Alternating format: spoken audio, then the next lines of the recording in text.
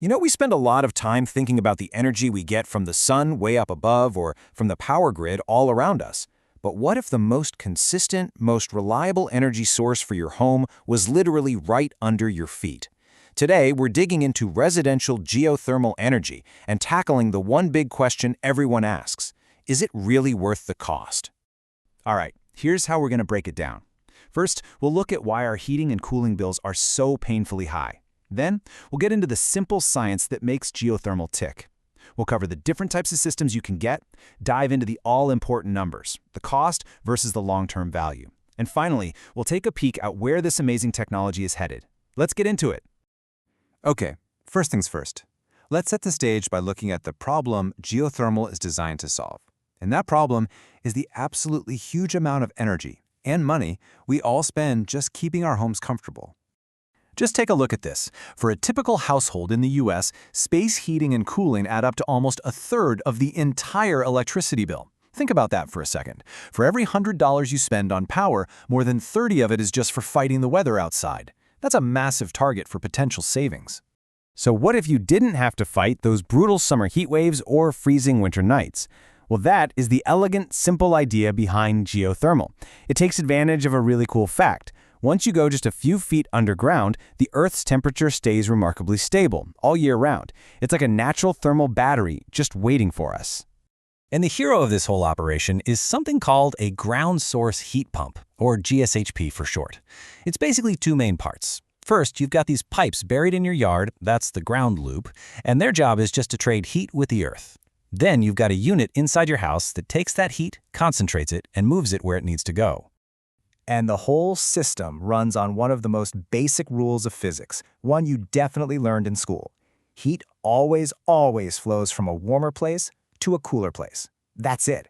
That simple, universal principle is the engine that drives everything here. So here's how that plays out. Let's say it's winter. The air is freezing, but the ground under your yard is a mild 55 degrees or so. A fluid circulates through those buried pipes, soaking up the Earth's natural warmth. That slightly warmer fluid then gets pumped inside, where the heat pump concentrates it and makes it hot enough to heat your home. And in the summer, you just reverse it. The system pulls all the unwanted heat out of your house and dumps it into the cooler ground. It becomes a super efficient air conditioner. A really simple way to think about this is the ice cube analogy, right? You drop an ice cube into a warm drink, and the heat from the drink naturally flows into the ice to melt it. With geothermal, the ground is the warm drink, and the fluid in the pipes is the ice cube. And this is the most important part. The system isn't creating heat like a furnace by burning something. It's just moving it. And that's way more efficient. Now you might be thinking, okay, this sounds cool, but what does it actually look like? Well, this is definitely not a one-size-fits-all solution. There are several different ways to set up a geothermal system, and the right choice really comes down to your property. Let's check out the main options. The first big fork in the road is deciding between an open or a closed loop. Open-loop systems literally pump groundwater from a well right through the system. They can be super efficient and sometimes cheaper up front, but you're dealing with well water, which can mean more maintenance. The much more common option is the closed loop. This uses a special fluid sealed inside the pipes that just circulates over and over again. It costs more to install, but it's incredibly low maintenance and built to last a very long time. And even if you go with a closed-loop system, which most people do, you still got choices. If you don't have a lot of yard space, they can drill straight down for vertical loops. If you've got plenty of land, they can dig shallow trenches and lay the pipes horizontally. There are even slinky coils that pack more pipe into a smaller space. And hey, if you're lucky enough to have a pond on your property, they can just sink the loops right in there and skip most of the digging. Okay, let's get to it. The part you've been waiting for. The money. The financial bottom line. Is that high upfront cost of geothermal actually worth it in the long run? And let's be real, this is the biggest hurdle. A new traditional furnace and air conditioner might cost you somewhere between, say, $6,000 and $12,000. A geothermal system, that can easily be double, sometimes more. We're talking a range of $10,000 to $30,000. That is a significant upfront investment, no doubt about it. But, and this is a huge but, this is where the entire financial story flips. It all comes down to this number, the coefficient of performance. Now get this, for every single unit of electricity the system uses, it delivers 3 to 5 units of heat into your home. It's not 100% efficient, it's 300 to 500% efficient. It is just on a completely different level from traditional systems. Then there's how long the thing lasts. Your typical furnace might give you 15, maybe 20 years if you're lucky. The indoor part of the geothermal system can last over 20 years.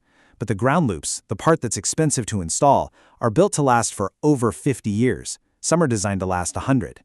You're not just buying an appliance, you're investing in infrastructure that could serve your home for generations. So how do you manage that big initial number? Incentives. They are an absolute game changer. Let's run a quick example. Say you get a quote for a $20,000 system. The 30% federal tax credit in the US immediately chops that down to $14,000. Then maybe your state has a grant, like the one in Maryland for $3,000. All of a sudden, your final cost is $11,000. And that is right in the ballpark of a high-end traditional system. So here it is, the bottom line. When you combine those incentives with the huge savings on your energy bills month after month, the average system pays for itself in about 8 to 10 years. And after that point, it's pure savings, year after year, for decades to come. And the amazing thing is, this technology is only getting better. So let's wrap this up by looking at a couple of smart innovations that are making geothermal an even more compelling choice for the future. There are two really cool things happening. First, we're seeing dual-source heat pumps. These can pull heat from the ground or from the outside air, and they're smart enough to automatically pick whichever one is more efficient at any given moment. Second, you have smart controls that can actually sync up with the power grid. Running the system on electricity is cheapest to save you even more money without you ever having to think about it. So when you add it all up, the incredible efficiency, a lifespan that's measured in generations, and costs that are becoming more and more competitive every single day, it really makes you ask the question, maybe the future of home comfort isn't about building a better furnace. Maybe it's been hiding in plain sight all along, right under our feet.